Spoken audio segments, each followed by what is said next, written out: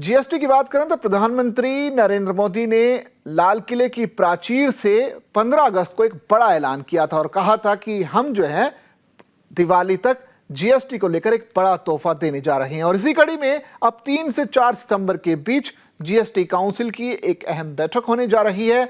इस बैठक में ये तय होगा कि जीएसटी को लेकर जो सुधार किए जाने हैं उसकी रूपरेखा तैयार की जाएगी। मीडिया रिपोर्ट्स की माने तो इस बैठक के दौरान जीएसटी में होने वाले बदलावों के बारे में भी फैसले लिए जाएंगे। देश में जल्द जीएसटी को लेकर कई बड़े बदलाव भी होने वाले हैं। इन बदलावों के तहत कुछ ऐसी वस्तुएं भी होने वाली हैं जिनमें कोई टैक्स नहीं लिया जाएगा।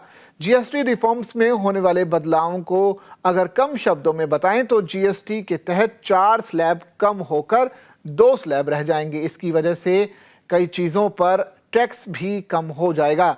ये टैक्स 10% तक घट सकता है। वहीं कुछ चीज़ें ऐसी भी हैं जिनमें कोई टैक्स नहीं देना होगा।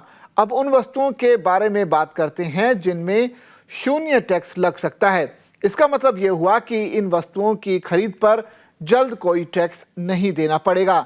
मीडिया रिपोर्ट्स में इस बात का भी दावा किया गया है कि जीएसटी रिफॉर्म्स के बाद रोज़मर्रा के इस्तेमाल वाली ज़रूरी चीज़ों पर 0 टैक्स हो जाएगा। देश में अगर जल्द जीएसटी के तहत 4 टैक्स स्लैब की जगह 2 टैक्स स्लैब ही रहने वाले हैं। अब 5% और 12% के 2 टैक्स स्लैब होंगे।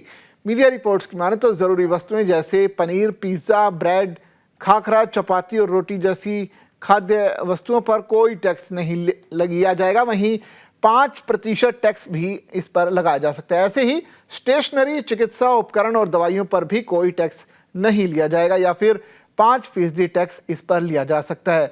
मीडिया रिपोर्ट्स के मुताबिक जीएसटी टैक्स स्लैब में कुछ इस तरह से बदलाव हो सकता है कि 12% टैक्स स्लैब वाले जो 99% प्रोडक्ट 5% वाली कैटेगरी में आ जाएंगे। वहीं 28% टैक्स स्लैब वाले जो करीब 18% टैक्स स्लैब में शामिल हो जाएंगे। इस तरह से 10% तक टैक्स कम हो जाएगा। वहीं लग्जरी और हानिकारक वस्तुओं पर 40% टैक्स भी लगेगा। इसके साथ ही पेट्रोलियम और सोने, हीरे जैसी वस्तुओं पर पहले जैसे ही टैक्स लगता रहेगा। हालांकि सरकार की ओर से इसकी पुष्टि नहीं हो पाई है।